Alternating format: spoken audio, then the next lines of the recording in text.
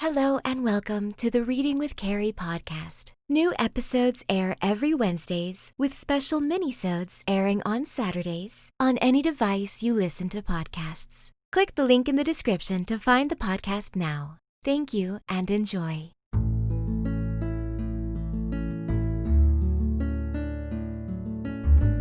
Hello and welcome to Reading with Cari, a mindfulness podcast series that can be used as a sleep aid or to ease your anxiety and relieve your stress. I am your host, Cari Favole, and I am so thankful that you've decided to spend some time with me.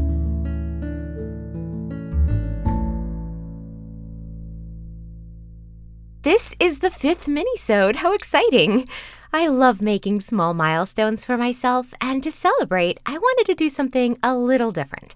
Now, minisode episodes usually are already a little different by design, but to be honest, as I always hope to be with you, I am toying with a concept for when I create my podcast's Patreon.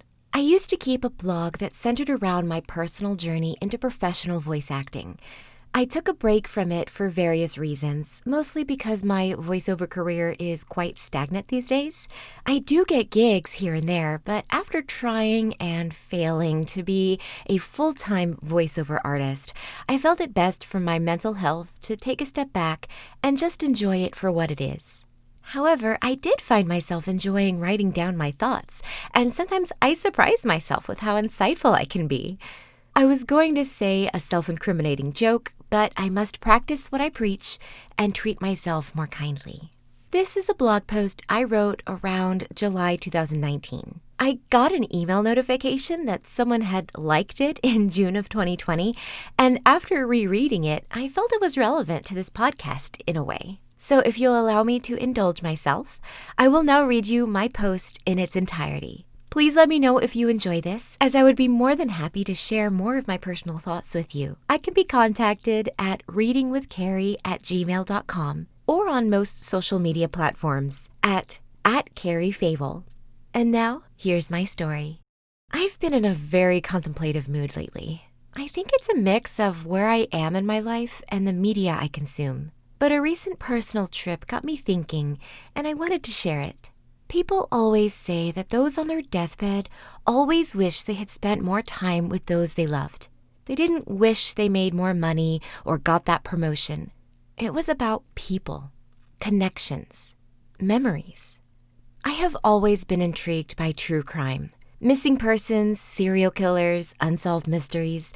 It's probably the only nonfiction genre I've read outside of mandatory school reading. Not sure what that says about me, but rather than a creepy weirdo, I'd like to think I'm introspective and fascinated by what makes people tick. Why do they do the things they do? What motivates them? What pushes them over that edge?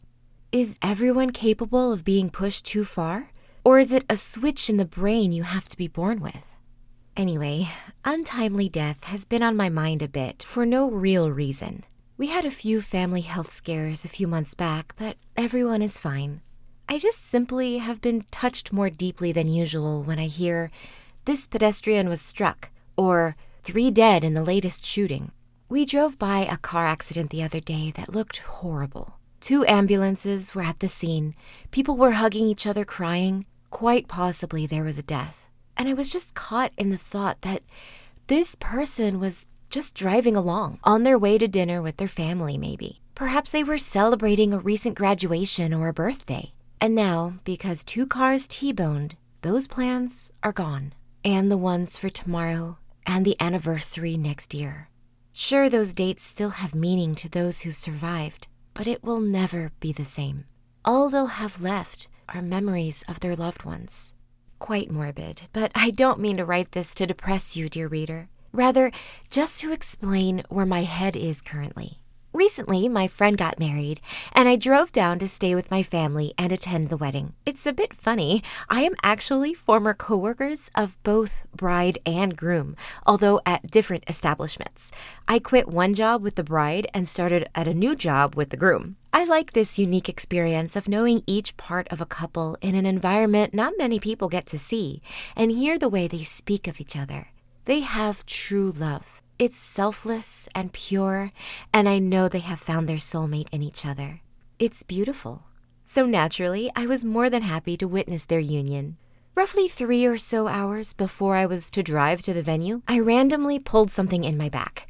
It was so painful, I was virtually immobile leading up to when I had to leave. I used a heating pad and some aspirin, which helped a little, but each step I took felt like a knife was being stabbed into my back at the base. I very seriously borrowed my mother's cane, she doesn't need to use it anymore, and went off, not allowing this to stop me from attending the wedding. The wedding was lovely. I heavily leaned on the cane to walk. Bending to sit down was probably the most painful motion. But in a standing still position or when sitting, I had virtually no pain in my back, and so I was able to smile and enjoy the company of my friends. At this time, I had also just gotten a horrible toothache, which made smiling and laughing and excessive talking very painful. But again, I sucked it up and went about the evening. Then we get to the reception. After a glass of wine, my back finally feels to be loosening a bit. I'm sure people thought it was a shtick because I was able to forgo the cane and even danced a bit on the dance floor. Was it painful? Yes. But in that moment, in the circle that we created, I realized that this is what it means to truly live. There will always be obstacles or burdens. Nothing is ever perfect. But we need to look past our troubles and enjoy the moment, because that is what we will remember. I didn't want to have to look back at that night and regret that I had to sit in a chair all night because I threw my back out. I had every intention of dancing with the cane if I had to. Granted, I mostly did the mom side-to-side sway, so it wasn't much of a dance, but the point is that I was a part of the celebration. And every time I laughed and the nerve in my tooth pinged with pain, I knew it was worth it. I had an amazing evening that night, and the after party with my awesome friend, her friend, and my niece was finally an experience I never had but always wanted in the beautiful town of Savannah.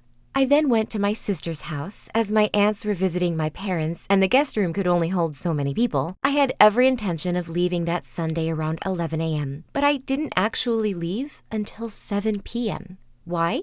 Because my nieces, both now young women, wanted to spend some time with me. I've always visited home at least a couple times a year. We are a very close family and spend many holidays together. But this was different.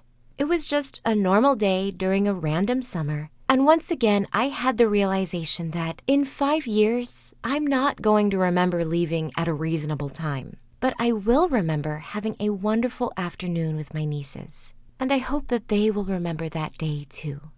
Life is precious, and it's fleeting, and it may be inconvenient or uncomfortable to step out and experience it, but that's what it's all about, to live while you can. I hope I make more choices like these and truly be without regret and full of happy memories. Thank you for listening. I welcome you back anytime you may need to hear a comforting voice or a familiar bedtime story.